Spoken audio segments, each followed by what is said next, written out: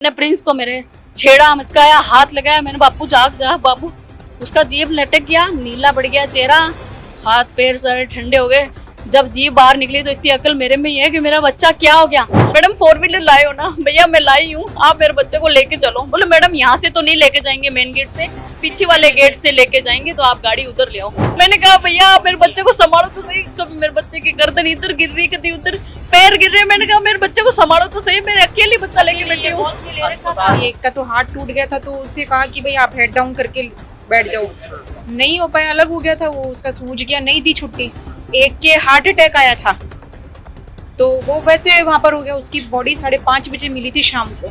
School की लापरवाही से एक 17 वर्षीय प्रिंस की जान चली गई और वो अब इस दुनिया में नहीं है। शायद वो स्कूल उस परिवार का दर्द नहीं समझ सकता है, लेकिन लापरवाही इतनी बड़ी कि शायद अगर उसे उस समय अस्पताल में भर्ती करा दिया होता तो शायद आज 17 वर्षीय प्रिंस जिंदा होता और अपने परिवार के साथ होता, दोस्तों के साथ होता और क्लास शायद अटेंड कर चुका होता। लेकिन स्कूल ने बड़ी लापरवाही की। परिवार आज इस दुख की घड़ी में है, उनकी माताजी है। मैं उनसे जानने की कोशिश करूंगा कि आखिरकार कब उनको फोन आया, कब ये घटना घटित हुई और कैसे घटना घटित हुई। माताजी, जब आपके पास में फोन आया तो क्या कुछ मेरे पास फोन नहीं है, मेरे पति के पास फोन आया था। सिटी में मेरे पति की शॉप है, वहाँ वो काम कर रहे थे अपना। वहाँ फोन आया 11:14 पे, और जिसमें 10:35 पर लंच टाइम होता है, तो वहाँ पे उनको फोन आया, बोले आपके बच्चे की तबीयत खराब है, आप आ जाओ और ले जाओ। तो मेरे पति ने बोला ठीक है मैं भेज रहा हूँ किसी को। तो उनका 10 मिनट में फिर फोन आया होगा उनके पास में, बोले आप अपने बच्चे को ले जाओ। बोले आ रहा है लेने के लिए। बोले नहीं 2 व्हीलर से मत आना और 4 व्हीलर लेके आना। बोले 4 व्हीलर की क्या जरूरत पड़ गई सर जी, क्या बात हो गई, मेरी बात कराओ मेरे बच्चे से। अरे नहीं वो अभी बात नहीं कर सकता, बस आप आके बच्चे को ले जाओ और बच्चे का डॉक्टर से इलाज कराओ। एक मैडम ने बोला और एक सर ने बोला बीच में। ये बात आपके हस्बैंड को? मेरे हस्बैंड, हाँ मेरे हस्बैंड के पास में फोन आया था। एक पहले सर बात कर रहा था, फिर टीचर ने, मैडम ने बोला, बोले अरे आप सुन नहीं रहे हो कि आपके बच्चे को ले जाओ और आप अभी वो बात नहीं करवाएंगे, आप उसको ले जाओ, बात नहीं कर सकता वो। बोले क्या बात होगी मैडम, बताओ तो सही, मुझे बताओ तो सही। अब आप कह रहे हो 4 व्हीलर लेके आऊं, ऐसी क्या बात होगी, मैं आ रहा हूँ लेने। तो बोले आपका बच्चा बेहोश है। ये बात उन्होंने बताई इनको लेट 11:14 पे फोन आ रहा है, तो 10 मिनट वो बात कर रहे हैं, बार बार फोन कर रहे हैं। तो उनको लास्ट फोन में कहा गया है कि आपका बच्चा बेहोश हो गया, जिसमें मेरा बच्चा उस वक्त नहीं था। 10-15 मिनट लेट बताया कि आपका बच्चा बेहोश हो गया। अगर शायद इससे पहले, अगर 11:04 में मेरा बच्चा पूरा बेहोश हो चुका था। 11:14 पे उन स्कूल वालों से फोन गए। वो 5वें मिनट में भी फोन कर सकते थे ना, उसी दौरान फोन कर सकते थे। वो डॉक्टर के नहीं ले गए, उन्होंने कोई ट्रीटमेंट इलाज नहीं दिया मेरे बच्चे को। इतनी बड़ी स्कूल है, सारी फैसिलिटी, वो पैसा जो मांग रहे हैं हम दे रहे हैं। मैं कर्जा करके, मैं रेंट के मकान में हूँ, कर्जा करके मेरे बच्चे को पढ़ा रही हूँ, उसका भविष्य उज्जवल होने के लिए पढ़ा रही हूँ मैं। उसकी डिमांड थी कि मम्मा मैं पढ़ूंगा, मैं फौज में जाऊंगा। मैंने उसकी डिमांड को सर माथे लगाया और मैंने कर्जा कर करके उसको पढ़ाया है। अब स्कूल से उसका भविष्य बनने के लिए मैं स्कूल में भेज रहा हूँ। आज उसका भविष्य है। मैं 4 दिन हो गए मेरे बच्चे का इंतजार कर रही हूँ। जब मैं स्कूल में पहुंची, मेरा बच्चा सोफे पे था, लेटा हुआ पड़ा था और उधर की तरफ मुंह कर रखा था, मेरी तरफ पीठ थी, पैर नीचे पड़े थे सोफे से। मैं गई, 4 टीचर सामने खड़े सोफे के आगे, 2 टीचर यहाँ खड़ी है, 2 अपना काम कर रहे हैं और पर्दे लगे हुए, अंधेरा कमरा है, उमस से भरा कमरा, पंखा नहीं चलने के लायक था, पंखा चल ही नहीं रहा जैसे। मैं गई, मैंने कहा मेरे इतनी घुटन हो रही है, आपने यहाँ कहाँ रख रखा है मेरे बच्चे को, कहाँ? पहले मेरा बच्चा दिखाया नहीं। दोनों मैडम ने बोला मैडम आप कौन हो? मैंने कहा मैं प्रिंस की मम्मी हूँ। आपके साथ कौन है? मैंने कहा मैं ही आई हूँ, अभी तो मुझे बताओ मेरा बच्चा कहाँ है। तो बोले वो दोनों हटी, फिर वो दोनों सर हटे, फिर वो एक और सर हटा, फिर वो दूसरा बेटा, तो मुझे मेरा बच्चा पूरा दिखा। मैंने प्रिंस को मेरे छेड़ा मचकाया, हाथ लगाया। मैंने बापू जाग जा बाबू। उसका जीभ लटक गया, नीला पड़ गया चेहरा, हाथ पैर सारे ठंडे हो गए। जब जीभ बाहर निकली तो इतनी अकल मेरे में ही है कि मेरा बच्चा क्या हो गया। मैंने उनको पूछा, मैंने कहा ये क्या हो गया? मेरे छोरे की जीभ बाहर आ गई। सर जी आप क्या कर रहे हो यहाँ पे? इतने सारे टीचर खड़े हो, एक भी मेरे बच्चे के लिए ट्रीटमेंट शुरू नहीं किया आप लोगों ने, एक भी इलाज शुरू नहीं किया। सारे वहीं पर खड़े हुए थे, लेकिन कोई भी कोई कहीं नहीं था, सिर्फ उस एक ऑफिस में सारे खड़े थे और 4 तो आगे थे, 2 टीचर यहाँ थी। कम से कम वहां पे 10-11 टीचर थे उस एक कमरे में। तो सारे खड़े खड़े वो मेरा इंतजार कर रहे थे। उनको पता था मेरा बच्चा उनके हाथों में मर गया। वो मेरे बच्चे को बचा सकते थे। मैं वहां से डॉक्टर के लेके गई, मुझे क्या बोलते हैं, मैडम 4 व्हीलर लाए हो ना? भैया मैं लाई हूँ, आप मेरे बच्चे को लेके चलो। बोले मैडम यहाँ से तो नहीं लेके जाएंगे, मेन गेट से, पीछे वाले गेट से लेके जाएंगे, तो आप गाड़ी उधर ले आओ। मैं बोले भैया कब तक मैं गाड़ी लाऊंगी, किसको बोलने जाऊंगी, जल्दी से गाड़ी इधर ही ले आओ, अंदर गाड़ी, बड़ा गेट खोल के मेरे सोरे को ले जाओ अंदर। तो बोले नहीं मैडम इधर गाड़ी लानी पड़ेगी आपको। मैंने कहा ठीक है। फिर किसी स्टाफ से उसको मेरे भैया को कहलवाया, वो गाड़ी लेके आया पीछे के गेट पे। फिर वहां से मेरे बच्चे को लेके गए। ये धीरे धीरे कोई इनका वो नहीं था सर का। सर ने स्कूल की कुछ तरफ से कोई जो है आपको सहयोग नहीं किया गया, ना गाड़ी की गई, ना अस्पताल वालों को? खड़ी थी भैया, उस स्कूल में 2 गाड़ी खड़ी थी, 1 बस खड़ी थी। मैं तो विकल्प बताऊंगी ना बढ़िया कि यहाँ पे थे ही, मेरे बच्चे का इंतजाम था। 2 गाड़ी स्कूल में थी, 1 बस बाहर थी, मेरे बच्चे का इलाज हो सकता था। मैंने कहा आपने मेरे बच्चे को एम्बुलेंस बुला लेते, मैं आ रही थी, मैं पैसा दे देती, मेरे बच्चे का इलाज हो जाता। आप यहाँ बुलाते, मैं आ रही हूँ ना, आपने फोन कर दिया मैं आ रही हूँ, मुझे टाइम लग रहा है रास्ते में, आपने शुरू नहीं किया उसका इलाज। और यहाँ के लेटा के रख रखा है और सारे सर पे खड़े हो इसके। बड़े शर्म की बात है, स्कूल की इतनी बड़ी लापरवाही। परिवार को फोन कर दिया जाता है, घर वालों को फोन कर दिया जाता है, और 15 से 10 मिनट के करीब जो है प्रिंस के पिताजी से बातचीत होती रहती है और वो पूछते हैं आखिरकार हुआ क्या है। लेकिन स्कूल वाले टस से मस नहीं होते हैं, बताते नहीं हैं, जिक्र नहीं करते हैं कि ये इस तरीके की कंडीशन हो चुकी है, ना ही अस्पताल में भर्ती कराते हैं, जबकि संसाधन उनके पास मौजूद थे। इतनी बड़ी लापरवाही उस स्कूल की, जो कि करोड़ों रुपए फीस लेते हैं, अलग अलग तरीके से बच्चों से फीस वसूली करते हैं, और कहीं ना कहीं इतनी बड़ी उन्होंने लापरवाही दिखाई। और आज उन्हीं की लापरवाही की वजह से प्रिंस आज जब यहाँ। मैंने उनको बोला कि भैया गाड़ी जल्दी चलाओ, सर जी गाड़ी जल्दी चलाओ, अरे मैडम जी आप शांति रखो, गाड़ी चल रही है अपनी, ये कोई तरीका होता है क्या? मैंने कहा भैया आप मेरे बच्चे को संभालो तो सही। कभी मेरे बच्चे की गर्दन इधर गिर रही, कभी उधर पैर गिर रहे। मैंने कहा मेरे बच्चे को संभालो तो सही, मैं अकेली बच्चा लेके बैठी हूँ। अस्पताल जब आप लेकर के गए तो कितनी देर बाद पहुंचे और डॉक्टर ने उस वक्त? मैं तो अस्पताल से निकलते ही वो हॉस्पिटल जैन है वहां पहुंची, पहले जैन में लेके गए तो वहीं नीचे लेटा के वहीं से नीचे से ही देख लिया मेरे बच्चे को, हाथ ही नहीं लगाया उसने। बोले आप उसमें जाओ सुध के, डॉक्टर सुध के। फिर मैंने बच्चे को वहां लेटवाया, गाड़ी में वापस सुध के गई, वहां पे शुद्ध डॉक्टर बाहर आकर के पहले स्टाफ को भेजा, उसने स्टाफ ने आगे देखा, फिर स्टाफ अंदर गया, फिर डॉक्टर आया लगा के अपना सब कुछ, फिर वहीं से ही देख रहा है, कुछ ही नहीं, उसने हाथ नहीं लगाया, सिर्फ नाक और उसका चेहरा देखता रहा। बोले इसको मैं नहीं देखूंगा, आप आगे लेके जाओ SMS। वहां लेके गई उसको, वहां पे डॉक्टर ने कहा 30 मिनट लेट हो, आपका छोरा नहीं है, 30 मिनट लेट हो। अब मेरा बच्चा स्कूल में ही मर गया था भैया, इन्होंने इलाज नहीं किया मेरे बच्चे का।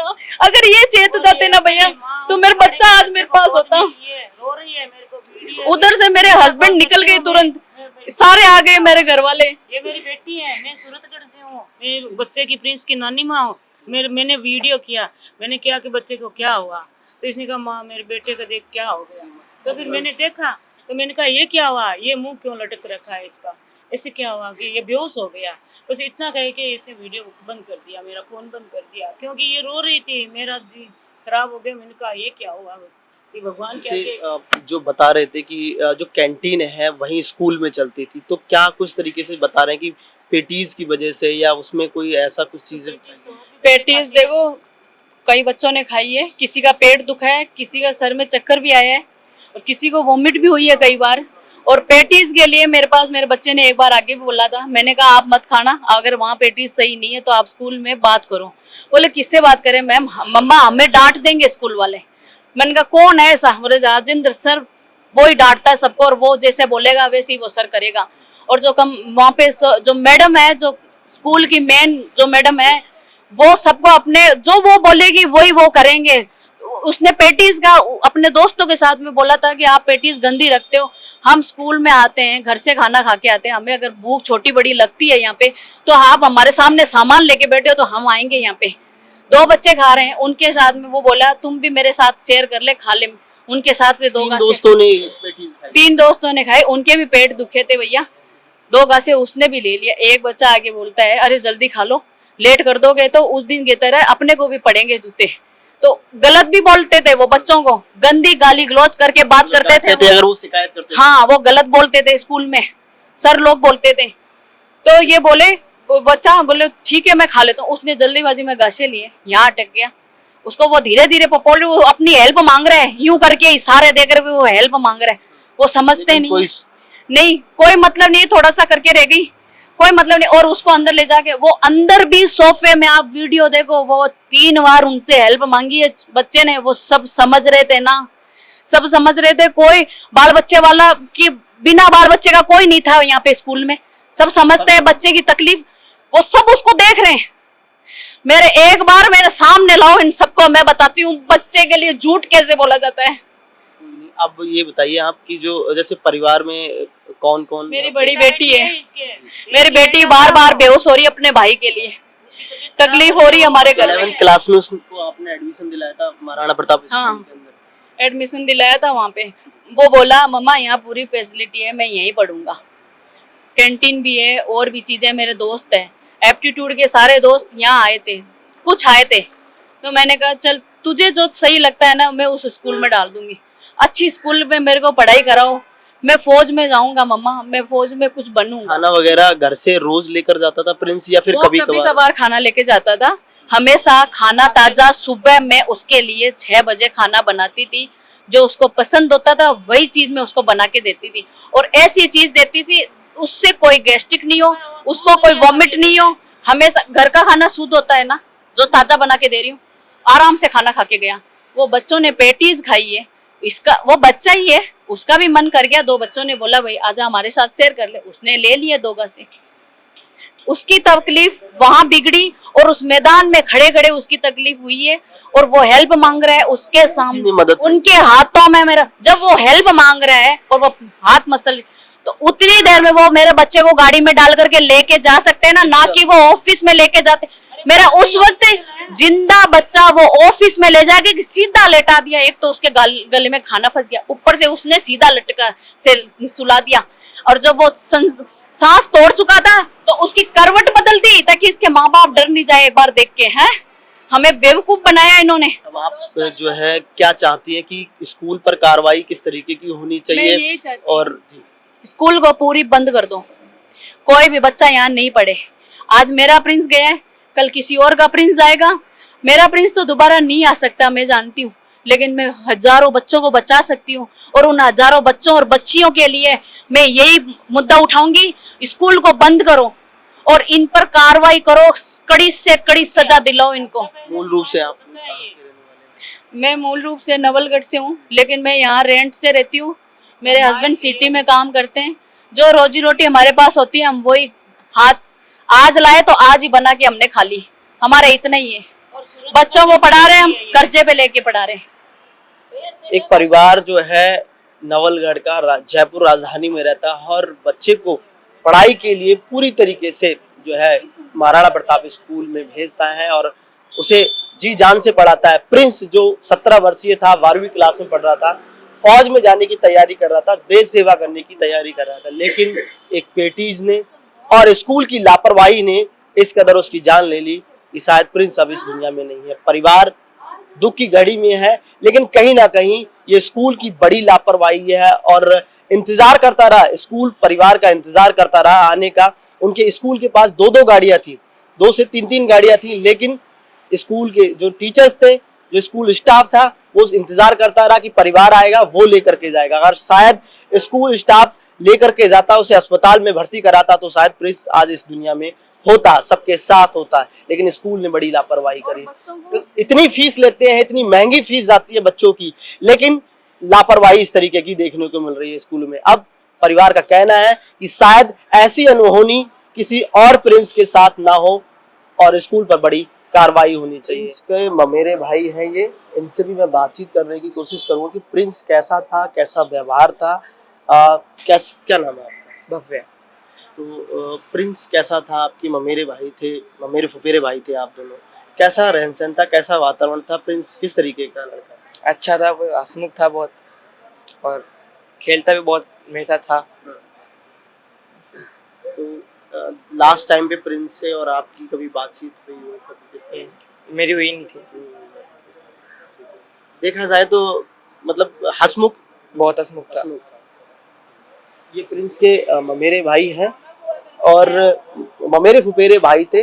इनका कहना है कि प्रिंस जो भाई था इनका, वो वाकई में एक हंसमुख लड़का था, हमेशा हंसते मुस्कुराते हुए रहता था और कहीं ना कहीं डिफेंस की तैयारी कर रहा था। लेकिन अब इस दुनिया में पुलिस पर जब कोई हॉस्पिटल था तो उसको क्यों नहीं लेकर के गए वो लोग? उन लोगों ने उसको 30 से 40 मिनट तक क्यों लिटा करके वहां पर रखा? मेन मुद्दा सिर्फ यही है कि उनकी लापरवाही थी। उसके लिए हम लोग लड़ रहे हैं कि उसको न्याय मिल जाए, और न्याय दिलाना उसको दिलाएंगे हम, भले इसके लिए कुछ भी करना पड़े, उसको न्याय दिलाएंगे।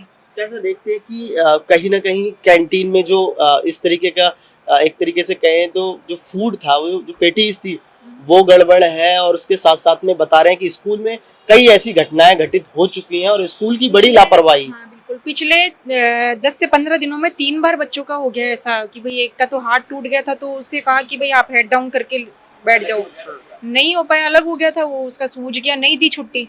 एक के हार्ट अटैक आया था, तो वो वैसे वहां पर हो गया। उसकी बॉडी 5:30 बजे मिली थी शाम को उस बच्चे की।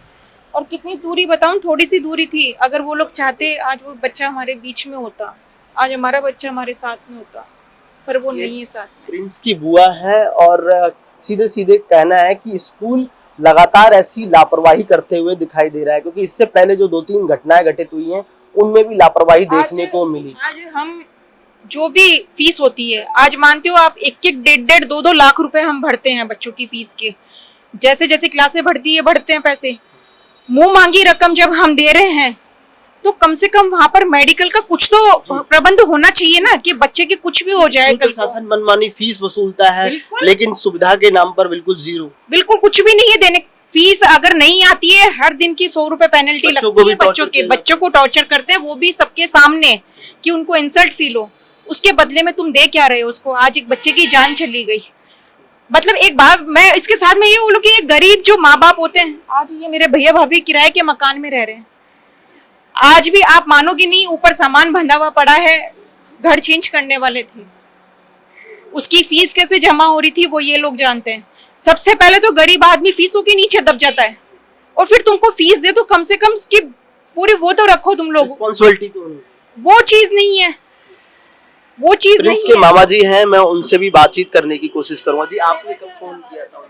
मैंने 12 बजे इसका फोन आया मेरे पास पहले दुकान पे, तो मैंने कहा क्या हुआ बेटे, कहीं ऐसी बात हो गई भैया।